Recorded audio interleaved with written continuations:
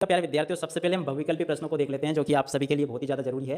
तो पहला question, ASEAN का मुख्यालय कहाँ पर है? तो जकार्ता में है। इसके बाद में सोवियत संघ के अंतिम राष्ट्रपति मिकाइल गोर्बाचेव। प्यारे विद्यार्थियों नमस्कार, स्वागत है आप सभी का एक और नए वीडियो में।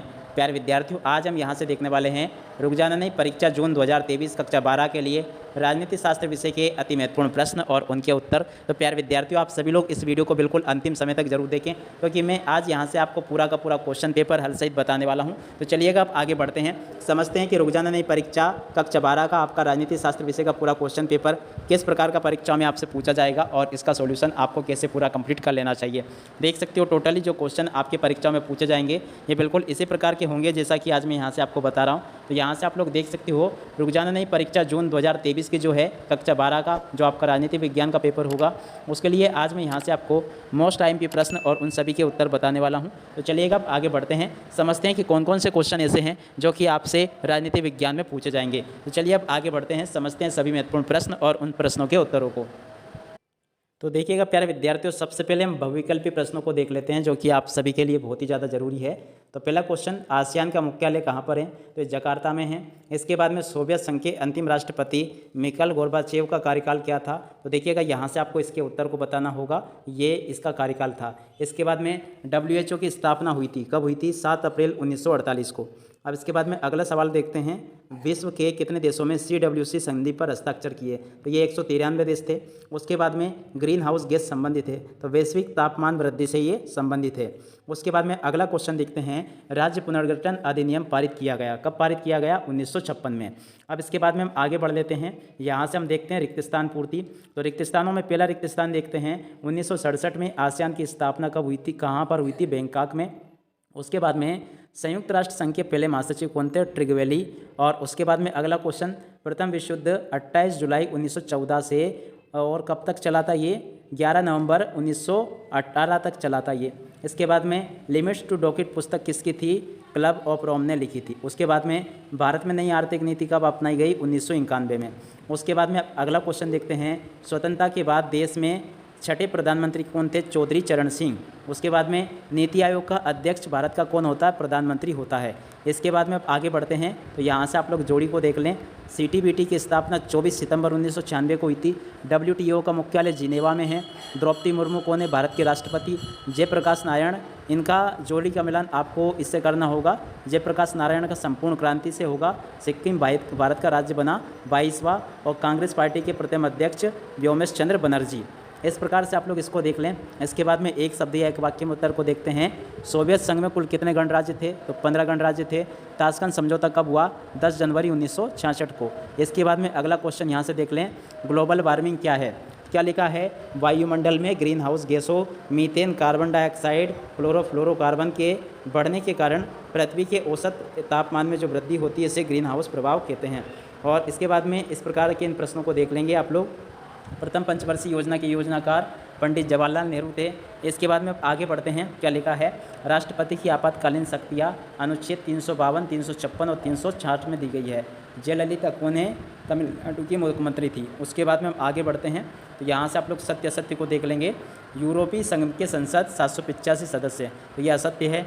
उसके बाद में भारत सुरक्षा परिषद का स्थायी सदस्य, तो ये भी असत्य होगा। वर्ल्ड ट्रेड सेंटर ब्रिटेन में स्थित है, तो ये भी असत्य होगा। एमनेस्टी इंटरनेशनल का संबंध मानव अधिकारों की रक्षा से, तो ये भी आपका सत्य होगा। उसके बाद में अगला क्वेश्चन देखते हैं, नीली क्रांति का संबंध दूध उत्पादन से है, तो ये भी असत्य होगा। शिमला समझौते में अटल बिहारी वाजपेयी संलग्न थे, तो ये भी आपका असत्य होगा। अब इसके बाद में आपके 2-2 अंक वाले क्वेश्चन देख लेते हैं, तो यहाँ से आप लोग इन प्रश्नों को याद कर ले अच्छे से। क्या लिखा है? बर्लिन की दीवार क्या है? लिखिए। तो इस क्वेश्चन को आप लोग अच्छे से याद कर लेंगे। और उसके बाद में अगला क्वेश्चन देखते हैं, ये लिखा है, देख सकते हो इसमें क्या दिया गया है, सोवियत संघ के इतिहास की सबसे बड़ी गैराज सेल कौन सी थी? लिखिए। तो यहाँ से आप लोग इस क्वेश्चन को भी लिख लेंगे। और इसके बाद में अगला क्वेश्चन देखते हैं, निशस्त्रीकरण क्या है? लिखिए। तो निशस्त्रीकरण को भी आप लोग लिख लें यहाँ से। और इसके बाद में अगला क्वेश्चन देखते हैं, ये जो क्वेश्चन दिया गया है, मानव अधिकार किसे कहते हैं लिखिए। तो यहाँ से आप लोग मानव अधिकारों के बारे में भी लिख लेंगे। और उसके बाद में अब अगला क्वेश्चन देखते हैं, ये जो लिखा गया है यहाँ से आप लोग देख लें, ग्लोबल वार्मिंग क्या है लिखिए। तो ग्लोबल वार्मिंग के बारे में आप लोग यहाँ से अच्छे से लिख लें और समझ लें। उसके बाद में अगला क्वेश्चन देखते हैं, तो यहाँ से लिख लें क्या लिखा गया है, भू साझा प्रॉपर्टी क्या है। तो इस जगह से आप लोग भू साझा प्रॉपर्टी के बारे में लिख लेंगे। और उसके बाद में अगला क्वेश्चन देखते हैं क्या लिखा है, वैश्वीकरण के 2 आर्थिक प्रभाव लिखिए। तो यहाँ से आप लोग वैश्वीकरण के आर्थिक प्रभावों को लिख लें।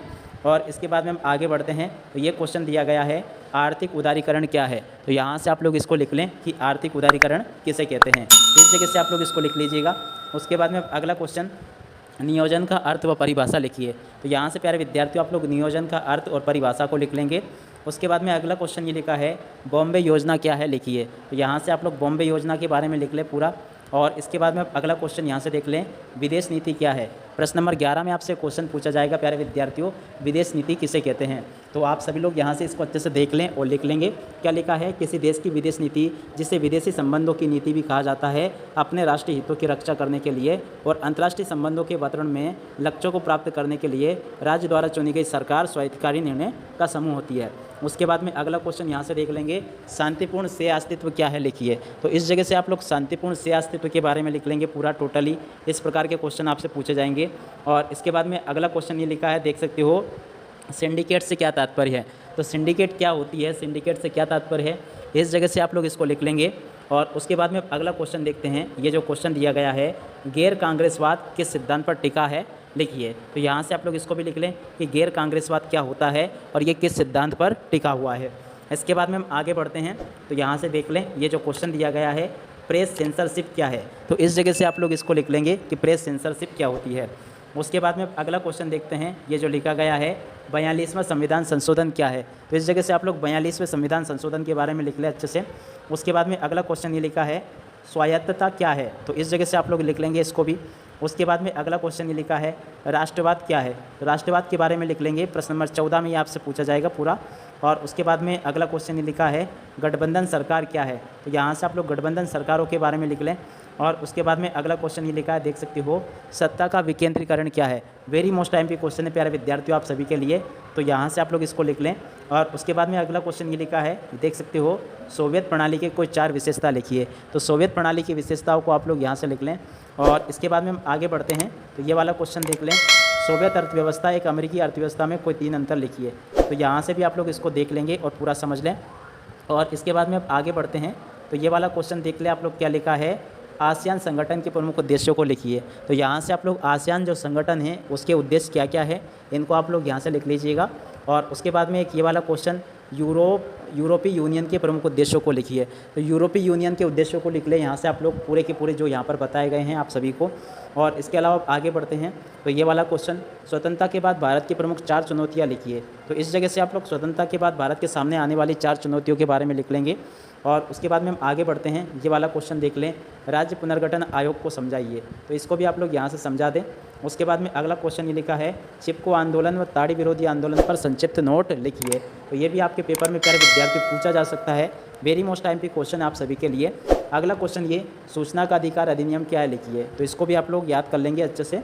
और एक ये वाला क्वेश्चन, दक्षिण एशिया के विकास में सार्क देशों के योगदान की व्याख्या कीजिए। तो इस वाले क्वेश्चन को भी आप लोग अच्छे से याद कर लेंगे। और इसके बाद में हम आगे बढ़ते हैं, ये वाला क्वेश्चन देखते हैं, ताशकंद समझौता क्या है। तो ताशकंद समझौते को आप लोग अच्छे से लिख लें। और उसके बाद में अगला क्वेश्चन ये लिखा है, देख सकते हो, यहाँ पर दिया गया है, संयुक्त राष्ट्र संघ क्या है, इसके उद्देश्यों को समझाइए।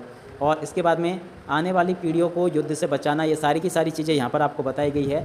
उसके बाद में अगला क्वेश्चन ये लिखा है, इसी का, अंतर्राष्ट्रीय न्यायालय के प्रमुख कार्यों का वर्णन कीजिए। तो यहाँ से आप लोग अंतर्राष्ट्रीय न्यायालय के कार्यों के बारे में लिख लें। उसके बाद में अगला क्वेश्चन ये लिखा है, भारत की विदेश नीति का आधार समझाइए। तो यहाँ से आप लोग भारत की विदेश नीति के बारे में लिख लें। और इसके बाद में हम आगे बढ़ते हैं, तो ये वाला क्वेश्चन देख सकते हो, क्या लिखा है, भारत की विदेश नीति देश की समृद्धि का आधार है, व्याख्या कीजिए। तो इसको भी आप लोग याद कर लेंगे। और एक अगला क्वेश्चन ये लिखा है, देख सकते हो, अलगाववादी आंदोलन देश के विकास को बढ़ावा देता है, समझा कर लिखिए। तो इसको भी आप लोग याद कर लेंगे। और एक ये वाला क्वेश्चन लिखा है, राष्ट्रीय अखंडता विकास के लिए आवश्यक है, व्याख्या कीजिए। तो इसको भी आप लोग याद कर लेंगे। तो देखिएगा प्यारे विद्यार्थियों, यहाँ तक मैंने आप सभी को आपके पेपर में आने वाले सभी अति महत्वपूर्ण प्रश्न और उन सभी प्रश्नों के उत्तरों को बता दिया है। अब इसी के साथ में इस वीडियो को यहीं पर समाप्त करते हैं। नमस्कार, जय हिंद, जय भारत।